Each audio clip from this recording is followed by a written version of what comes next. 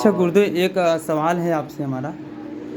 माँ तो एक ही होती है, फिर ये सरस्वती, शेरा वाली, जगदम्बा, दुर्गा और ब्रह्मचारिणी, शैलपुत्री, इतना अनेकों नाम क्यों हैं? बुढ़िया माई, ये इतना अनेकों नाम क्यों हैं गुरुदेव? नाम बांटा जाता है, जैसे लोग कन्या कहलाता है, माता जी कहलाता है, बहन कहलाता है, बेटी होता है, उसी प्रकार के इनका काम भी उसी का है, जो कि अपने रूप बदल बदल करके संसार में आशीर्वाद के रूप में देती है, इसलिए उनको उस नाम से पुकारा जाता है। अब बोलना स्वर माने सरस्वती, इसमें प्राण डालने का नाम शक्ति, जीवदानी है। इसी प्रकार एक आशीर्वाद के रूप में शेरा वाली शेर पे सवार की है। पहले साधन सुविधाएं, गाड़ी, स्कॉर्पियो, मोटरसाइकिल नहीं था जी। तो शेरा का सवार बनाए, लेकिन इसलिए इनको इस नाम शेरा वाली नाम रखा गया।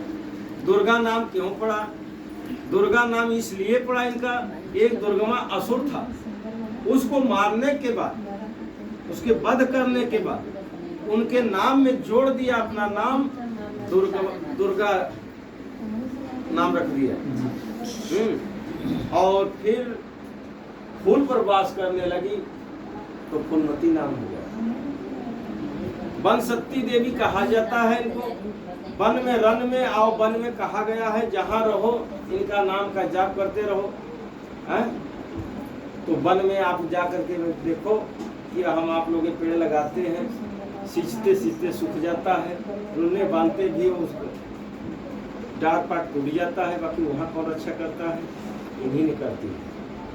आकाश मोहनी लोग बताते हैं, आकाश में जब बिन लोरी लड़ रहा था तो ऊपर से आवाज आती रही, जैसे ब्रह्म की आवाज। ब्रह्म माने आकाश, ऊपर से जैसे आपको, जैसे हमको आवाज आया था कि आप गुरु जी हो।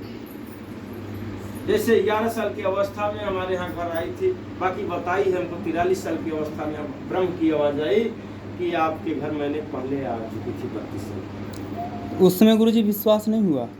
उस समय हमको पता नहीं था। अच्छा, खाने को पता नहीं रहा, बचपना रहा।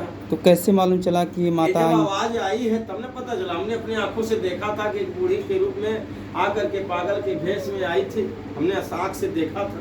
बाकी ये हमको नहीं पता था कि ये दैविक प्रक्रिया है, देवी ने आई है माँ बन करके हमको दर्शन देने, हमको या दर्शन लेने, हमको यह पता नहीं था। बाकी इस गुरु पूर्णिमा के पहले 4 दिन, जो कि रात में 12 बजे 2 बजे रात्रि की आकाशवाणी हुई, तब हमको ये पता चला कि इसमें माँ ने हमारे घर में सही आई थी। न इस समय के भक्ति से, न यह प्रक्रिया से पता चला, बाकी स्वयं माँ ने अपना परिचय दिया है। इसलिए उनका ऐसे ऐसे कार्य के नाम बूढ़ी माँ, दुर्गा माँ, शेरा वाली माँ, लक्ष्मी, अपने लक्ष्य से जो अपने लक्ष्य के पूरा जो आता है, मन के लक्ष्य बना करके उसका पूरा हो जाता है, इसलिए इनका नाम लक्ष्मी है। वन रन वन में रक्षा करती है, बन सकती है। और इनसे बड़ा कोई ज्ञानी नहीं है। पूरी शक्ति है, संसार के रची है, और इनके रचे रचाए हम लोग हैं। हम इनसे बड़े ज्ञानी नहीं हो सकते हैं। बाकी इन्हीं ने करती है, कराती है, जब चराचर है इन्हीं है, बोलती है, बुलाती है, इसलिए इन्हीं का सब क्रिया किया हुआ है। और हमारा एक भाव है, प्रेम है, इन पर विश्वास करना चाहिए। महिषासुर को मारी, वो वरदानी असुर पैदा हुआ था इन्हीं के कृपा से, इन्हीं ने वरदान दिया था। बाकी संसार में दिखाना चाहती थी माँ अपनी लीला, तो उनको मारने के बाद महिषासुर मर्दिनी माता नाम रख दिया। रक्त बीज इन्हीं का, संसार इनका बच्चा है। उनके अंदर ऐसी शक्ति डाली थी कि एक बूंद गिर जाए तो हजारों हजारों पैदा होते चले जाते थे। तब जाकर के अपना रूप बदल करके काली का रूप और तेगा तब थप्पड़ लेकर के उनका वध कर करके तब वो ब्लड गिरने नहीं दिया नीचे, तो जाकर के उनका अंत हुआ, तो नाम काली पड़ा। ऐसे नाम इनका 9 रूप से लिखा गया है। महागौरी माता नारायणी नमस्तुते नमो नमः। समझ में आया जी? ऐसे समझना चाहिए। माँ तो माँ है, बाकी वही माँ कहे हैं कभी चंडी, हाँ जी गुरु। कभी माँ, कभी और अवस्था रूप बदल देती है तो उसका भी नाम पड़ जाता है, तो इसलिए इनका नाम बदल करके रूप के और कर्मों का नाम ये है नव दुर्गा। 9 दिन ये रूप बदलती रहेगी। जब धरातल पे आई है तो धरती भी भार नहीं सह पाई और गर्दा 9 दिन उड़ता रह गया, तो अंधेरा हो गया। नवरात्र इसलिए कहा गया, दिन और रात बराबर हो गया। उस समय 6 महीने पर असुरों के मारने के लिए उतरी थी और इसलिए 6 महीने पर नवरात्र मनाया जाता है। और के बड़ा भाव से संकट पड़ा, दुख पड़ा, अंधेरी रात को लोग जाग करके बिताए, इसलिए नवरात्र नाम रखा गया है। दुख आवे तो फिर हंस के काटे के, चाहे माँ का कहना है दुख में भगवान मिलते हैं। माँ धरती पर हमारे लिए रक्षा करने आई तो कितना विपद पड़ा, कितना धरती माँ को झेलना पड़ा। हाँ? ऐसे माता को होना चाहिए, ऐसे बच्चे को आभास होना चाहिए कि हमको कि माता ने पैदा किया है तो कितना पीड़ा सह करके पैदा किया है। बाकी आज माता 3 ईगो में तो माता नहीं हो सकती है, पुत्र भले कुपुत्र हो जाता था। बाकी इस समय की माता लोग में कुमाता भी हो चुकी है कि पुत्र का जन्म दे करके उसको स्तन का दूध नहीं पिला रही है, तो उसको तो बच्चा नहीं देना चाहिए, आशीर्वाद नहीं देना चाहिए। बाकी हम लोग इतने बड़े दयालु हैं कि लड़ करके ऐसे दे दिया, बाकी कलंक लग गया। ऐसा नहीं कि न देना चाहिए। तो माता भी अवतार ले चुकी है। इतना दुनिया बिगड़ चुकी है कि हम लोग कितना कोशिश कर रहे हैं बनाने के, मोड़ लेने के लिए, सुख के लिए साधन बना दिए, बाकी वो इतना पाप भरा कि वो उसको अच्छा ही नहीं लग रहा है, एकदम बुरा लग रहा है कि हमको तो गुरु जी बिगाड़ रहे हैं, हमको तो भटका रहे हैं। कल के दिन हमने कितने लोगों के सत्यनाम का व्रत बताया कि सत्य बोलिए, सत्संगत अच्छा करिए, सबसे प्रेम करिए, आपका सबका परिवार है, कोई अलग नहीं है, एक ही माता पिता के संसार औलाद है। लीला है लीलावती महाशक्ति, शिव पार्वती की रची दुनिया है। शिव और पार्वती इस काया को बनाते हैं, उनको वरदान मिला है, उसके अंदर माँ आत्मा डालती है, जीवदानी कहलाती है।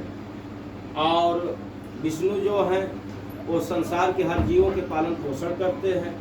विश्व पोषण करजोई लिखा है चौपाई में विष्णु पुराण में कि जो पालनहार होगा संसार के, ज्ञान के दृष्टि खोलेगा, भूले हुए को रास्ता दिखाएगा, भटके को, उसका नाम विष्णु है। और इतने इस प्रकार से दुनिया को शिक्षा दीक्षा दे रहे हैं, बाकी कोई मान ही नहीं रहा है। कितने लोगों के हमने भंडारा किया, हमने कहा भोजन करो, लिखा है कि भूखे भजन न होए गोपाला, ले लो कंठी अपन माला। जब तक आत्मा यहाँ तक पड़ा था, पेट नहीं भरा, तक कहाँ ध्यान भटकत रहे, कभी आत्मा तृप्त नहीं हो सकता है। बहुत लोगों के हमने कोशिश किया, बाकी कुछ लोग तो खाए बात के माने, बाकी कुछ लोग चले गए, बहुत उनको कीड़ा मिला। हम तो हमारे बात दोहराए कि आप तो भूखे हैं, आप तो व्रत हैं, हमारा व्रत क्यों तोड़ रहे हो। पेड़ लगाने के बाद उसमें छाया लेना चाहिए कि पेड़ काटना चाहिए? छाया लेना चाहिए, छाया लेना चाहिए। तो एक वृक्ष जैसा हमने अपने काया को संसार में खड़ा कर दिया, माँ भगवती को यहाँ खड़ी कर दिया। और इनसे छाया लीजिए, इनसे माया लीजिए, इनसे आराम लीजिए, इनके दुख सुनाइए, दुख का निवारण कर लिए। बाकी कोई किसी को नहीं भा रहा, अपने आप के पुजारी है, अपने आप के भक्त है, अपने आप के वो मंदिर बनाया है, मंदिर बनाया, मूर्ति खड़ी कर दिया, उसमें प्राण प्रतिष्ठा कैसे कर सकता है जब उसके पास गुरुए नहीं है, उसके पास ज्ञान नहीं है, विवेक नहीं है, बुद्धि नहीं है। उसका मूर्ति बनाना, मंदिर खड़ी करना सब अभाव है, निष्फल जा रहा है, वो कहीं सफल नहीं होगा, वो प्रभु को दोष लगा रहा है। पहले गुरु की खोज करने के बाद अपने कर्म को परिवर्तन करना चाहिए, अज्ञानता को ज्ञान में बदलना चाहिए, हाँ, और तब जा करके गुरु की आज्ञा का पालन करना चाहिए। जैसे गुरु जी कहे वैसे करना चाहिए। बाकी यहाँ गुरु जी से लड़ रहे हैं, गुरु जी से लड़ रहे हैं, तो कहाँ उनका मुख्य है? अभी नहीं। जैसे माता जी हमारी हैं, भक्त हैं,